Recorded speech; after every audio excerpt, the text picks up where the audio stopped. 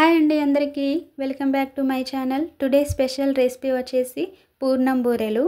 ఈ పూర్ణం బూరెలని ఒకసారి ఈ విధంగా చేసి చూడండి, మీకు తప్పకుండా నచ్చుతాయి. పూర్ణం బూరెలు అంటేనే పూర్ణం అనేది నిండుగా ఉండాలి. చపాతీలాగా చేసుకుంటే చపాతీలు తిన్నట్టే ఉంటుంది, కానీ పూర్ణం బూరెలు తిన్నట్టు ఉండవు. ఒకసారి నేను చేసే విధంగా మీరు కూడా చేసి చూడండి. నేను చేసిన ఈ పూర్ణం బూరెలను ఒకసారి చూడండి. లోపల కూడా పూర్ణం అనేది నిండుగా వచ్చింది. చాలా మందంగా కూడా చేశాను నేను. అది ఎలాగో ఈరోజు రెసిపీలో నేను చూపిస్తాను. అది ఎలాగో ముందు ప్రాసెస్లోకి అయితే వెళ్ళిపోదాం. ముందుగా అయితే ఒక బౌల్ నిండా శనగపప్పుని తీసుకొని మంచిగా క్లీన్ చేసుకొని అందులో పప్పు మునిగేంత వరకు వాటర్ పోసుకొని ఒక గంట పాటు నానబెట్టుకోవాలి. గంట సేపు నానబెట్టుకున్న ఈ పప్పుని ఇప్పుడు స్టవ్ ఆన్ చేసుకొని ఒక గిన్నెలోకి వేసుకొని నీళ్లు పోసుకొని పప్పుని బాగా ఉడికించుకోవాలి. పప్పు ఉడికేలోపు పిండి రెడీ చేసుకోవాలి. ఒక బౌల్ నిండా మైదా పిండి తీసుకున్నాను. మైదా పిండిని ఇలా చల్లించుకోవాలి. ఇందులోనే నేను ఒక కప్పు గోధుమ పిండి కూడా వేసుకుంటున్నాను. మైదా పిండి గోధుమ పిండి రెండు కలిపి చేసుకుంటున్నాను, బాగుంటుంది. ఇందులోనే కొద్దిగా సాల్ట్, ఇంకా ఒక 2 స్పూన్లు నెయ్యి కూడా వేసుకోవాలి, బాగుంటుంది టేస్ట్. నెయ్యి కూడా వేసుకున్న తర్వాత ఇదంతా ఒకసారి ఇలా కలుపుకొని ఇప్పుడు ఇందులో కొద్దిగా నీళ్లు వేసుకుంటూ చపాతీ పిండిని సాఫ్ట్ ముద్దలాగా కలుపుకోవాలి. ఇందులోనే నెయ్యి వేసాం కాబట్టి టేస్ట్ కూడా చాలా బాగుంటుంది. పిండిని ఒక 10-15 నిమిషాల వరకు ఇలా కలుపుకోవాలి. తర్వాత ఒక 2 స్పూన్లు నెయ్యి పైనుండి వేసుకొని మరలా ఇలా ఒక 15 నిమిషాల వరకు ఇలా కలుపుకొని మూత పెట్టుకొని ఒక అర్ధగంట పాటు పక్కన ఉంచుకోవాలి. ఇక్కడ చూస్తే పప్పు అయితే ఉడికిపోయింది. ఇలా ఉడికితే సరిపోతుంది. ఇప్పుడు దీని మీద ఒక మూత పెట్టుకొని ఈ వాటర్ అంతా వడబోసుకోవాలి. పప్పులో వాటర్ అనేది అస్సలు ఉండకూడదు. ఇప్పుడు ఈ పప్పుని మిక్సీ జార్లో వేసుకొని పప్పుని మెత్తగా మిక్సీ పట్టుకోవాలి.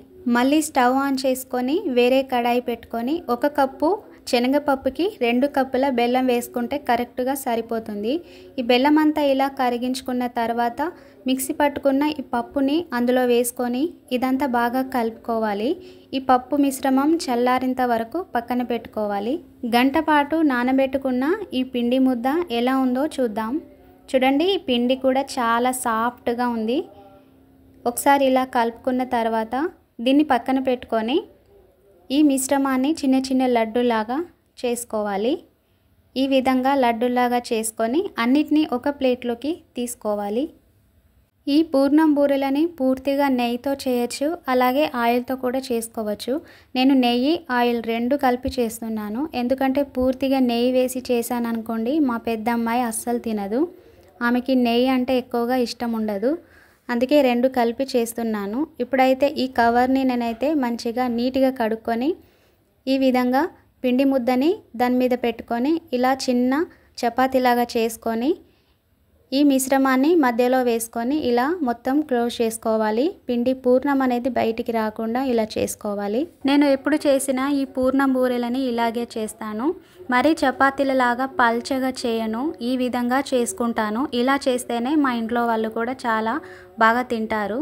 చపాతీలాగా చేస్తే ఇలా ఎందుకు చేసావు, ఇందులో ఏముంది, మనం తినడానికే పూర్ణం బూరెలని తింటాం కదా అని అంటుంటారు. అందుకే నేను ఈ విధంగా చేస్తాను.